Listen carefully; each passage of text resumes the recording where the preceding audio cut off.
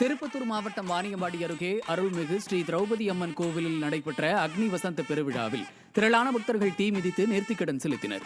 வாணியம்பாடி அருகே உள்ள கரிசமுத்திரம் கிராமத்தில் அமைந்துள்ள அருள்மிகு ஸ்ரீ திரௌபதி அம்மன் கோவிலில் 5 வருடத்திற்கு ஒருமுறை நடைபெறும் மகாபாரத சொற்பொழிவு கடந்த மாதம் தொடங்கி நடைபெற்று வருகிறது.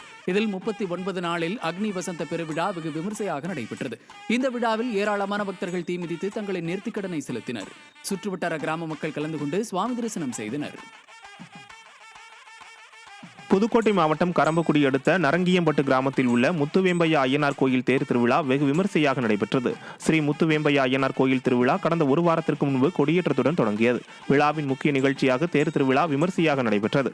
சிறப்பு அலங்காரத்தில் தேரில் எழுந்தருளிய ஐயனார் சுவாமியை திரளான பக்தர்கள் வடம் பிடித்து இழுத்து சாமி தரிசனம் செய்தனர்.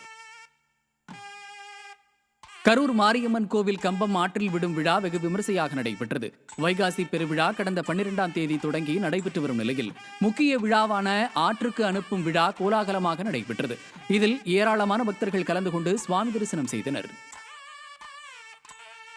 சென்னை திருவல்லிக்கேணி பார்த்தசாரதி கோவிலில் வரதர் முக்கிய மாட வீதிகளில் வலம் வந்து பக்தர்களுக்கு காட்சியளித்தார். திருவல்லிக்கேணி பார்த்தசாரதி கோவிலில் ஆண்டுதோறும் வரதர் மண்டப திருமஞ்சனம் பிரம்மோற்சவம் நடைபெறுவது வழக்கம். அதேபோல இந்த ஆண்டும் கடந்த 10 நாட்களாக வரதர் மண்டப திருமஞ்சனம் பிரம்மோற்சவம் வெகு விமர்சையாக நடைபெற்றது. விழாவின் இறுதி நாளில் வரதர் 4 முக்கிய மாட வீதியில் வலம் வந்து இறுதியாக வடகரை பகுதியை அடைந்து பக்தர்களுக்கு அருள் பாலித்தார். இத்துடன் திருமஞ்சனம் பிரம்மோற்சவம் வெகு சிறப்பாக நிறைவு பெற்றது. இதில் ஏராளமான பக்தர்கள் கலந்து கொண்டு சுவாமி தரிசனம் செய்தனர். மதுரை மாவட்டம் அழகர் மலையில் அமைந்துள்ள பழமுதிர்ச்சோலை அருள்மிகு சோலைமலை முருகன் கோவிலில் பக்தர்கள் பக்தி பரவசத்துடன் தங்கத்தேர் இழுத்து வழிபாடு நடத்தினர். முருகனின் 6வது படை வீடான பழமுதிர்ச்சோலை மலையில் விடுமுறை தினம் என்பதால் பக்தர்களின் கூட்டம் அதிகரித்து காணப்பட்டது. அரோகரா அரோகரா கோஷங்கள் முழங்கி பக்தி பரவசம் சுவாமி தரிசனம் செய்தனர்.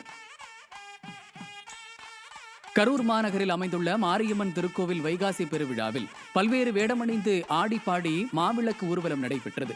நள்ளிரவு 12 மணியளவில் அண்ணா வளைவு அருகில் ஒன்று சேர்ந்த பக்தர்கள் பிறகு அங்கிருந்து ஜவஹர் பஜார் வழியாக நடனமாடியவாறு ஊர்வலமாக திருக்கோவிலை வந்தடைந்தனர்.